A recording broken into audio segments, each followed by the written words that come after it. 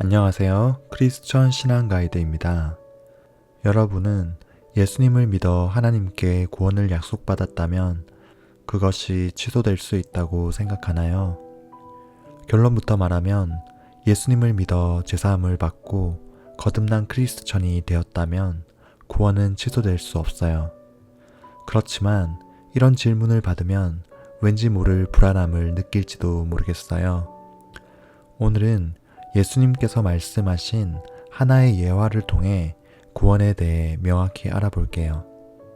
마태복음 20장 1절을 보면 천국은 마치 일꾼들을 고용하기 위해 이른 아침에 나간 포도원 주인과 같다고 예수님은 말씀하셨어요. 포도원 주인은 사람들을 고용하고 일을 끝내면 약속한 돈을 주기로 했어요. 이처럼 우리가 예수님의 초청에 순종하여 예수님을 믿고 제사함을 받았고 거듭났다면 우리가 죽을 때 불의 심판이 아닌 약속한 구원을 주실 거예요.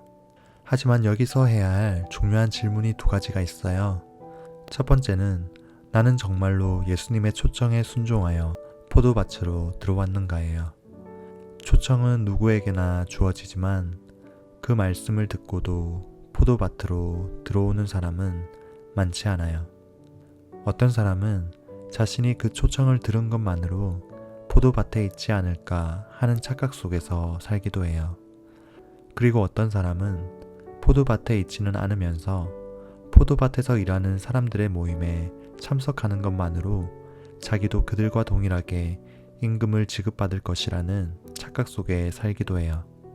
그렇기에 우리는 진실로 예수 그리스도를 나의 주, 나의 구원자로 고백했고 죄사함을 받았고 새 생명을 얻었는지 반드시 점검해야 해요. 그것이 사실이 아니라면 죽음의 때에 무서운 심판이 기다리고 있을 거예요.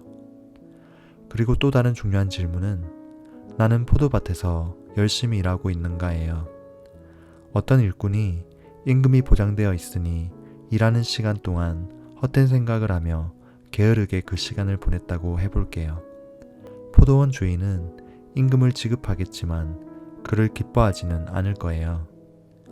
이 예시처럼 지나친 가정이기는 하지만 우리가 예수님을 영접한 후 남은 삶을 게으른 일꾼처럼 보낸다고 해도 그 사람의 구원을 취소하지 않고 약속하신 구원을 주실 거예요. 왜냐하면 구원은 행위에서 나는 것이 아니라 믿음에서 나기 때문이에요. 그렇지만 그 사람은 예수님을 기쁘게 하거나 하나님께서 그 사람을 통해 영광을 받으실 수는 없을 거예요.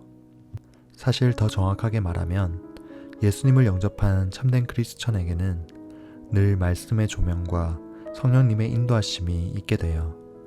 그리고 하나님의 사랑의 징계가 자식을 사랑하는 아버지의 마음으로 주어지게 돼요.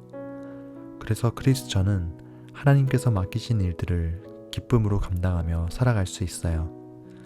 그리고 잘못된 길로 갈 때 하나님의 경고와 교정과 도우심을 통해 그 구원의 길을 끝까지 완주할 수 있어요. 정리할게요. 우리는 자신이 정말로 포도밭에 있는지를, 다른 말로는 자신이 정말 구원을 받았는지 확인하고 점검해야 해요. 그리고 구원을 약속받았다고 마음대로 사는 것이 아니라 구원이 완전히 이뤄지고 하나님의 나라에 들어가는 그때까지 충성된 일꾼으로 하나님의 영광을 위해 살아야 해요. 구독과 좋아요, 댓글은 늘 큰 힘이 됩니다. 주변에 이 영상이 필요한 분들께 많이 공유해 주세요.